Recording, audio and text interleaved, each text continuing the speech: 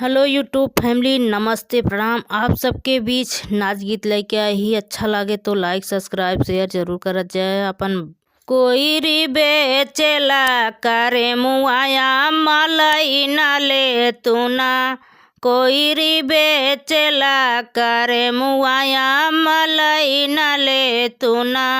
ओही कोई रियावा के खेती ना किया रिबा, ओही कोई रियावा के खेती ना किया रिबा। आमदई न दे तू ना, आमदई न दे तू ना।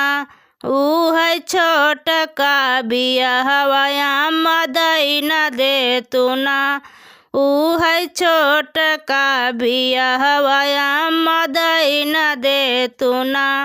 कोई री बेचेला करे मुआया मलाई न ले तू ना, कोई री बेचेला करे मुआया मलाई न ले तू ना। ओही कोई रियावा के घर ना दुआर बा, ओही कोई रियावा के घर ना दुआर बा। आमदई न दे तू ना, आमदई न दे तू ना। ऊ है छोट की कोठरिया, आमदई न दे तू ना। ऊ है छोट की कोठरिया, आमदई न दे तू ना। कोई री बेचेला करे मुआया मलाई न दे तू ना, कोई री बेचेला करे मुआया मलाई न ले तू ना।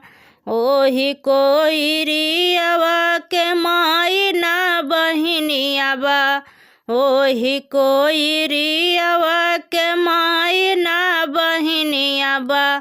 आमदई न दे तू ना, आमदई न दे तू ना। ऊ है छोट की नदिया, आमदई न दे तू ना। ऊ है छोट की नदिया, आमदई न दे तू ना। कोई री बेचेला करे मुआया मलाई न ले तू ना, कोई री बेचेला करे मुआया मलाई न ले तू ना।